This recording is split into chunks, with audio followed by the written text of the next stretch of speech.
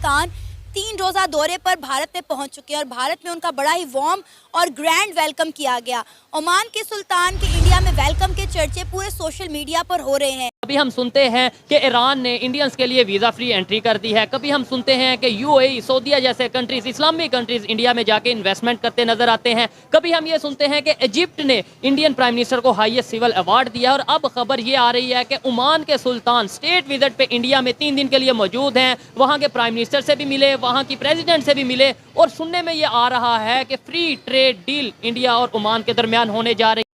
क्या कहेंगे आप, ये इस्लामिक कंट्रीज का झुकाव दिन ब दिन पाकिस्तान को छोड़कर इंडिया की तरफ क्यों बढ़ता चला जा रहा है? वो सारे पाकिस्तान के खिलाफ हैं, इसलिए उधर जा रहे हैं ना, कि उनको इधर आना चाहिए। उधर क्यों गए हैं?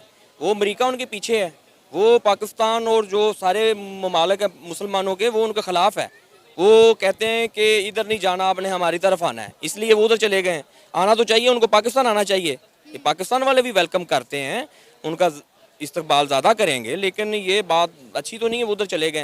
लेकिन पाकिस्तान में तो सर कोई आना पसंद ही नहीं करता और आपको लगता है कि ओमान भाई इतना बड़ा मुल्क है, उनके ऊपर किसी की चलेगी कि आपने पाकिस्तान में नहीं आना, आपने इंडिया में आना, और वो मान लेंगे? वो मान रहे हैं, उनके पीछे अमेरिका की साजिश है। अच्छा। इसलिए वो उधर गए हैं, पाकिस्तान नहीं है, इसलिए वो उनकी तरफ चले गए हैं। उनको पाकिस्तान आना चाहिए। पाकिस्तान वाले भी अच्छे हैं, उनका इस्तकबाल करेंगे। अमेरिका की क्या साजिश है? अमेरिका क्या करना चाह रहा है? अमेरिका नहीं चाहता कि पाकिस्तान वाले और जो ओमान वाले हैं उनका आपस में कॉम्प्रोमाइज और कारोबार चले। पूरे मुल्क में करप्शन की जड़ें इतनी मजबूत तरीन हो गई हैं कि आपको कोई ऐसा शोबा नहीं मिलेगा, कोई ऐसा इदारा नहीं मिलेगा, ये मुझे अफसोस के साथ कहना पड़ रहा है और अनफॉर्चुनेटली, कि कोई ऐसा इदारा नहीं आपको मिलेगा जिसमें करप्शन भरी हुई नहीं है।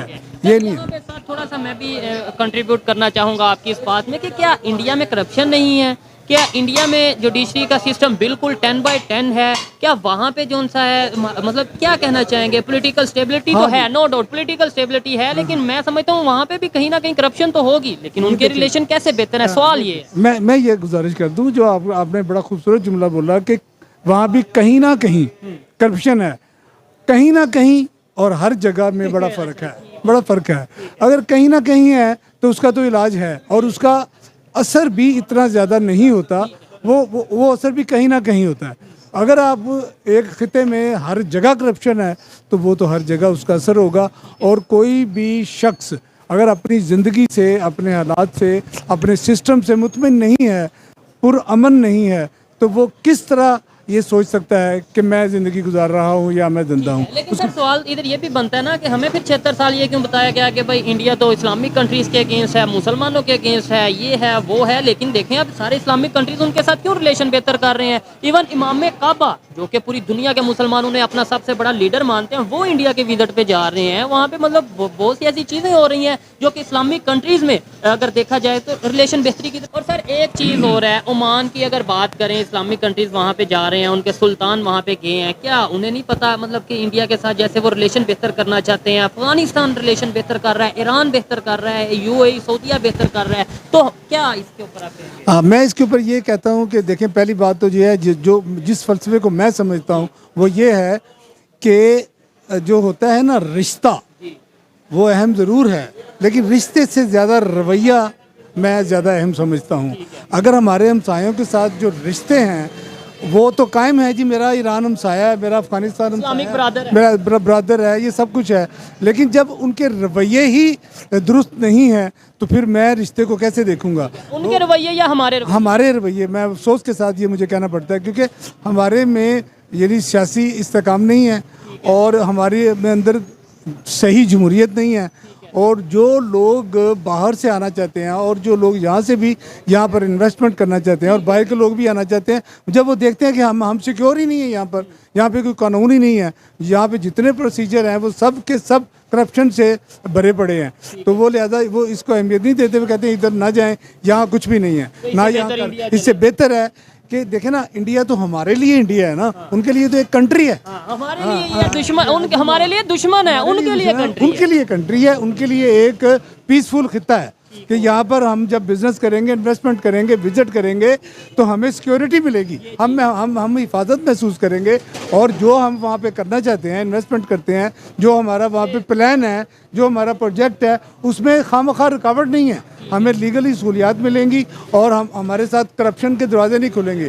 कभी पहले हमें कमीशन दो तो फिर ये करें, या हमें इतना दो तो या हमारा इतना शेयर रखो, या ये सारी प्रॉब्लम्स क्रिएट करके वैसे नहीं फेस करनी पड़ेगी। वो इंडिया है उसमें गुर्बत भी है, उसमें कहीं ना कहीं जैसे आपने फरमाया कि करप्शन भी है, लेकिन वहाँ पर आपने कभी भी नहीं देखा होगा कि वहाँ का जो जनरल ऐसी सलाह रहा है वहाँ का, वो दौरे कर रहा है और उसकी हेडलाइन में खबरें, लीड में, सुपर लीड में उसकी खबरें छप रही हैं, और एक दिन नहीं छप रही, 24 घंटे और एक हफ्ता पूरा छपती रहती हैं।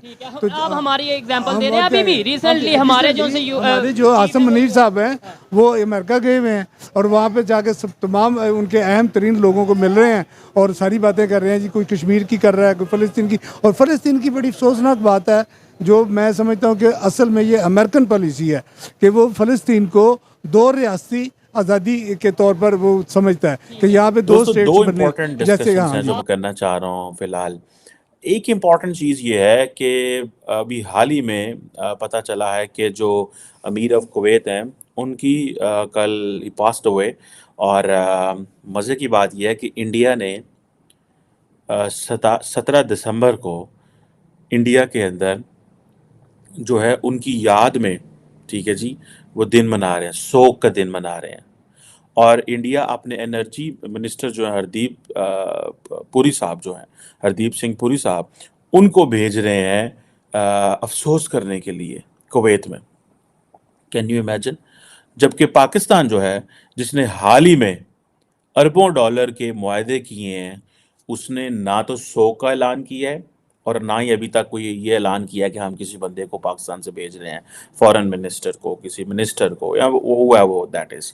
So look India how proactively engaging with the middle east. ये जो मैं बार बार आपको कह रहा था कि prime minister Modi is reaching out to Middle East, वो मिडल ईस्ट को बहुत केयरफुली देख रहे हैं, बिकॉज इंडिया की आबादी इतनी ज़्यादा है, they really need that energy. वो पूरी कहाँ से करनी है?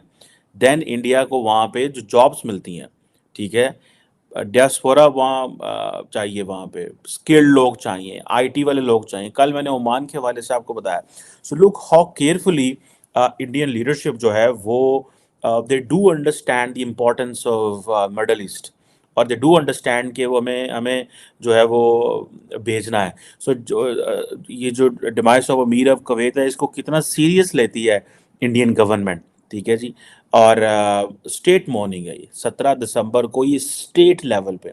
तो जब होता क्या है, I understand few of these things, कि जब होता ये है कि ये अब कुवैत के मीडिया में चलेगा कि भारत ने डे ऑफ मॉर्निंग मनाया हमारे लिए, क्योंकि हमारे अमीर जो हैं वो ही पास्ट हुए। एंड देन हरदीप सिंह पुरी साहब जब वहाँ पे जाएंगे एंड ऑल दैट, वो सारी मीडिया एंड चलता है।